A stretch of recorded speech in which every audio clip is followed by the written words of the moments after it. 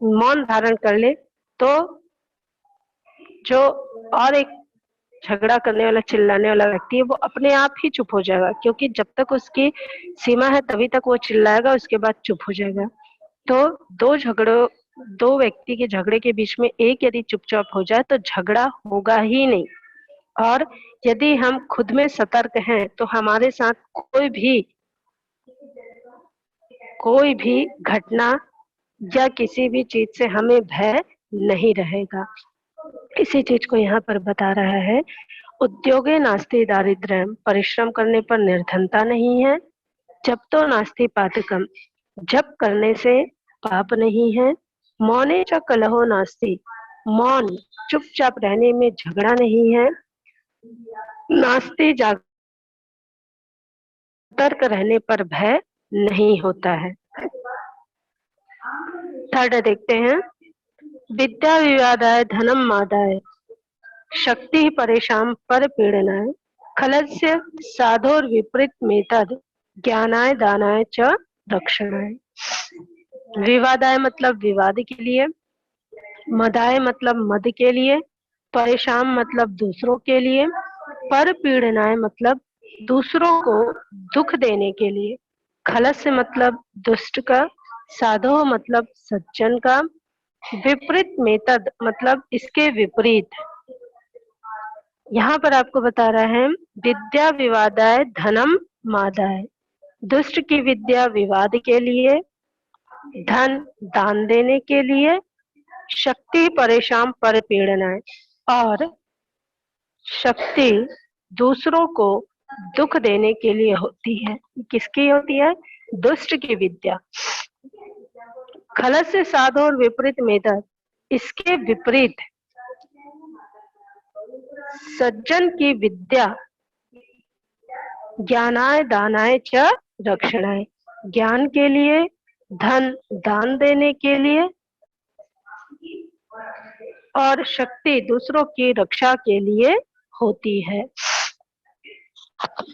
जो दुष्ट की विद्या होती है वो हमेशा विवाद के लिए होती है, वो अपनी विद्या को सही जगह पर नहीं यूज करते, वो विवाद के लिए होती है।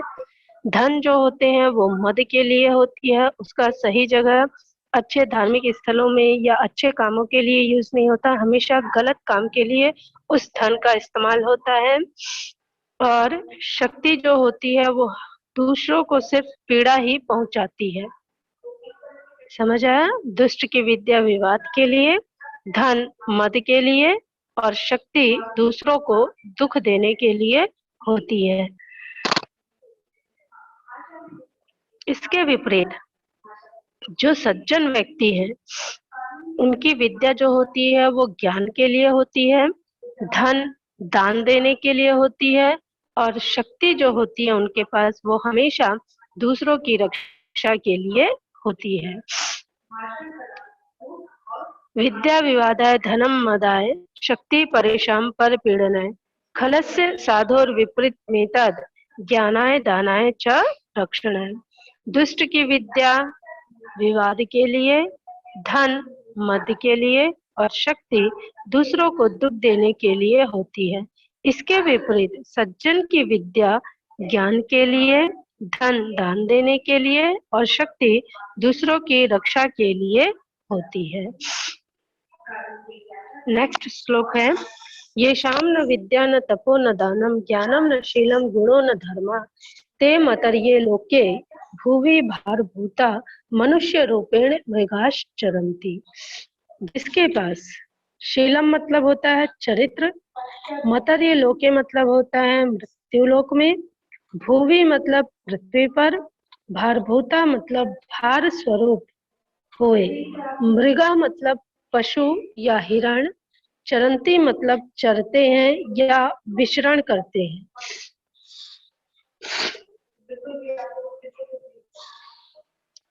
ये शाम न विद्या न तपो न दानम, जिनके पास न विद्या है न तप है न दान देता है, ज्ञानम न शीलम गुणो न धर्म, ज्ञान उत्तम चरित्र गुण और धर्म भी नहीं है, ते मर्त्य लोके भुवि भारभूता, वे इस मृत्यु लोक की भूमि पर भार स्वरूप मनुष्य रूपेण मृगाश्चरन्ति, मनुष्य के रूप में पशु के समान विचरण करते हैं।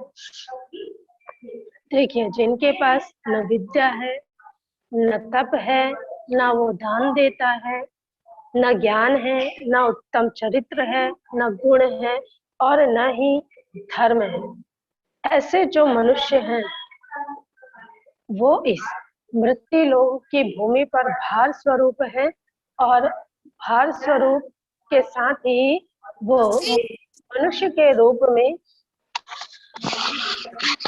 पशु समान विचरण करते हैं।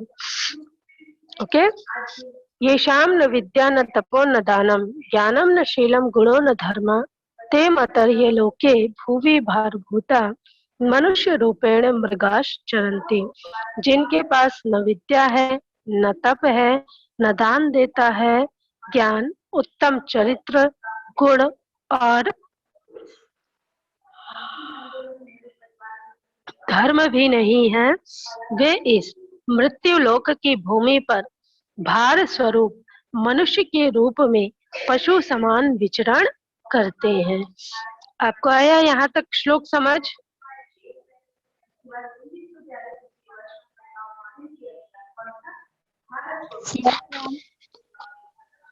ओके, चलिए आगे देखते हैं 5th श्लोक। सुखार्थिना कुतो विद्या नास्ति विद्यार्थिना सुखम, सुखार्थी व त्यजेत विद्या विद्यार्थी व त्यजेत सुखम। सुखार्थिना मतलब है सुख चाहने वाला, कुतः मतलब कहाँ, सुखार्थी मतलब सुख चाहने वाला और त्यजेत मतलब त्याग दे या छोड़ दे। सुखार्थिना कुतो विद्या, सुख चाहने वाले को विद्या कहाँ, नास्ति विद्यार्थिना सुखम, अर्थात सुख चाहने वाले को विद्या प्राप्त नहीं होती है। सुखार्थी व त्यजेत विद्या, इसलिए सुख चाहने वाला विद्या का त्याग कर दे। विद्या विद्यार्थी व त्यजेत सुखम, विद्या प्राप्त करने की इच्छा वाला सुख का त्याग कर दे।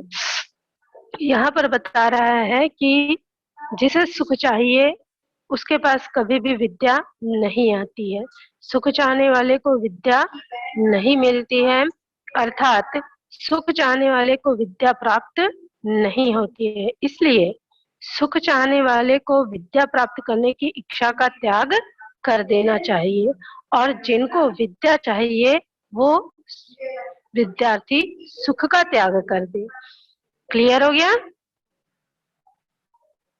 सुख चाहने वाले को विद्या कहाँ, मतलब जिनको सुख चाहिए वो विद्या का त्याग कर दे और जिनको विद्या चाहिए वो सुख का त्याग कर दे, अर्थात विद्या प्राप्त करने की इच्छा वाला सुख का त्याग कर दे।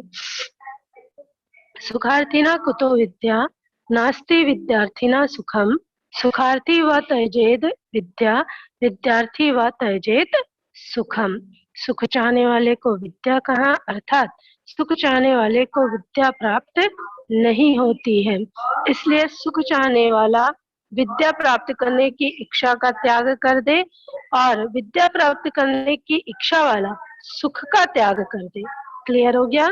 6 छिन्नो अपि रोहति तरो क्षीणो अप्युपच्यते पुनश्चन्द्रः इति विमृशन्तः सन्तः संतपयन्ते न लोकेषु।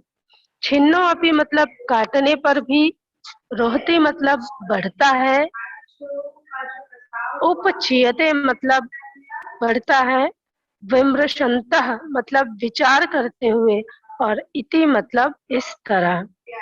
इसमें बता रहा है छिन्नो अपि रोहति तरो, काटने पर भी वृक्ष बढ़ते हैं, क्षीणो अप्युपच्यते पुनश्चंद्र, घटने पर भी चंद्रमा पुनः बड़ा होता है। इति विमृशन्ता संतः, इसी तरह संसार में सद्विचार करते हुए संत, संत पयन्ते न लोकेषु, कभी दुखी नहीं होते हैं। जिस प्रकार काटने पर भी वृक्ष बढ़ते हैं, घटने पर भी चंद्रमा पुनः फिर बढ़ता है, इसी तरह जो संसार में सद्विचार करते हुए संत हैं, वो भी कभी दुखी नहीं होते हैं। क्षीणो अपि रोहति तरुः, क्षीणो अप्युपच्यते पुनश्चंद्रः, इति विमृशन्तः सन्तः संतपयन्ते न लोकेषु। काटने पर भी वृक्ष बढ़ते हैं, घटने पर भी चंद्रमा पुनः बढ़ता है, इसी तरह संसार में सद्विचार करते हुए संत कभी दुखी नहीं होते हैं। फिर नेक्स्ट श्लोक, यथा चतुर्भि कनकम परीक्षयते निघर्षण चछेदन ताप ताड़ने, तथा चतुर्भि पुरुषा परीक्षयते त्यागेन शीलेन गुणेन कर्मणा।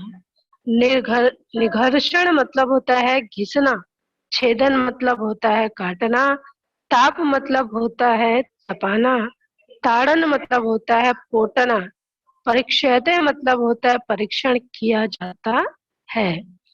यथा चतुर्भि कनकम परीक्षयते, जिस तरह घिसकर, यथा चतुर्भि कनकम परीक्षयते निघर्षण च छेदन ताप ताड़ने, जिस तरह घिसकर, काटकर, आग में तपाकर और पीटकर, इन 4 विधियों से सोने का परीक्षण किया जाता है। तथा चतुर्भि पुरुषः परीक्षयते त्यागेन शीलेन गुणेन कर्मणा, उसी तरह त्याग, शील, गुण एवं कर्म, इन 4 से पुरुष का परीक्षण किया जाता है। जिस तरह सोने को घिसकर, काटकर, आग में तपाकर और पीटकर, इन 4 विधियों से परीक्षण किया जाता है, उसी तरह त्याग, शील, गुण और कर्म, इन 4 से पुरुष का परीक्षण किया जाता है। यथा चतुर्भि कनकम परीक्षयते निघर्षण च छेदन ताप ताड़ने, तथा चतुर्भि पुरुषा परीक्षयते त्यागेन शीलेन गुणेन कर्मणा।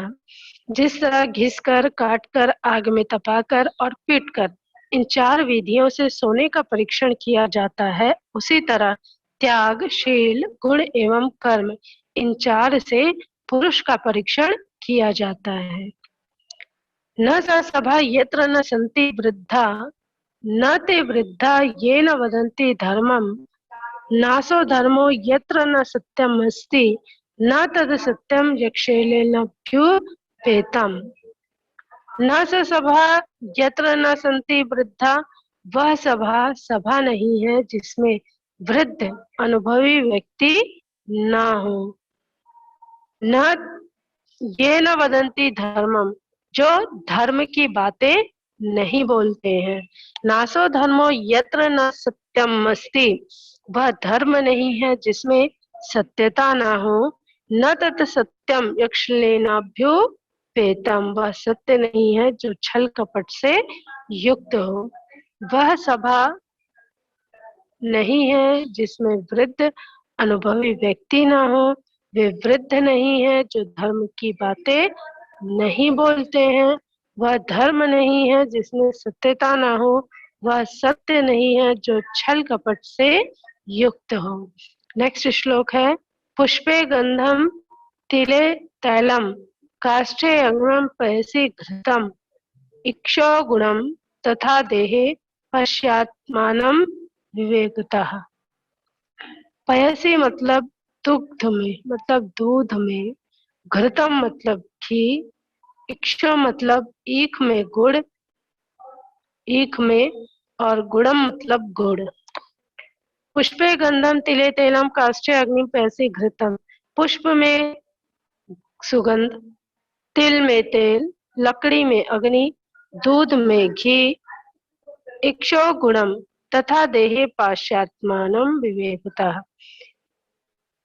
दूध में घी, ईख में गुड़, मतलब ईख मतलब गन्ना, गन्ना में गुड़ की भांति ही शरीर में विवेक पूर्वक आत्मा को देखना चाहिए। पुष्प में सुगंध, तिल में तेल, लकड़ी में अग्नि, दूध में घी ईख में गुड़ की भांति ही शरीर में विवेक पूर्वक आत्मा को देखना चाहिए।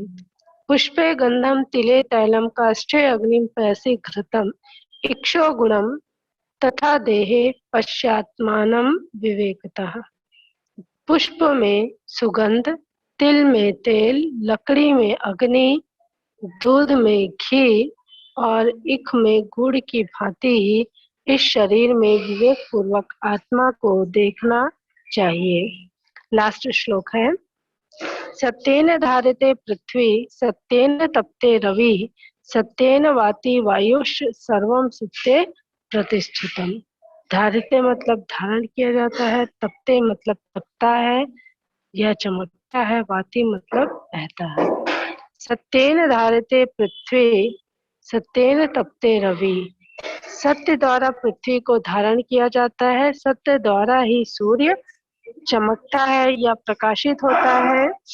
सत्येन वाति वायुष्य सर्वम सत्य प्रतिष्ठितम, सत्य द्वारा वायु प्रवाहित होता है, सब कुछ सत्य में ही प्रतिष्ठित है। सत्य द्वारा पृथ्वी को धारण किया जाता है, सत्य द्वारा ही सूर्य चमकता है या प्रकाशित होता है, सत्य द्वारा वायु प्रवाहित होता है, सब कुछ सत्य में ही प्रतिष्ठित है। फिर से देखते हैं, सत्येन धारते पृथ्वी सत्येन तपते रवि सत्येन वाति वायुष सर्वम सत्ये प्रतिष्ठितम। सत्य द्वारा पृथ्वी को धारण किया जाता है, सत्य द्वारा ही सूर्य चमकता है या प्रकाशित होता है, सत्य द्वारा वायु प्रवाहित होता है, सब कुछ सत्य में ही प्रतिष्ठित है। आपका ये चैप्टर कंप्लीट हो गया। आप लोगों को समझ आया chapter? Yes ma'am. Okay ma'am, आप बोलिए। जो ये थर्ड क्वार्टर एग्जाम होने वाला है उसमें हमारा चैप्टर तो 13 है, लेकिन जो उसमें टाइम टेबल आया है उसमें हमारा चैप्टर 19 है। कौन से वाले में बेटा? मैम, जो अभी थर्ड क्वार्टर एग्जाम होगा ना, हाँ उसमें टाइम टेबल आया है, मतलब सिलेबस आया है, उसमें 19 आया है, हमारे में तो 13 है। नहीं, वो गलती से प्रिंट मिस्टेक हो गया होगा। 13 ही चैप्टर है आपका, ठीक है? उसी के अंदर से ही आएगा बेटा, बाहर से कुछ नहीं आएगा। Yes ma'am. ठीक है, आप लोग जो 13 चैप्टर दिए ना भ्रांतो बालक तक, इसी का प्रिपरेशन करेंगे। Yes ma'am. ओके। वो 7th के क्लास से कुछ हुआ होगा, 7th के क्लास में 19 चैप्टर है, शायद वो मिसप्रिंट हो गया होगा, लेकिन आप लोग का 13 चैप्टर ही तक आएगा। Okay yes ma'am. ठीक है, आप लोग को इस चैप्टर से कुछ और पूछना है? No ma'am. तो कल आप लोग इस चैप्टर का जो क्वेश्चन आंसर है वो सब अच्छे से प्रिपेयर कर लेंगे। नेक्स्ट क्लास में हम आगे चैप्टर ना पढ़ के इस चैप्टर के अभ्यास प्रश्न को ही करेंगे। ओके, क्वेश्चन मैं करूंगी, आंसर आप देंगे। Yes ma'am. और किसी को कुछ पूछना नहीं है?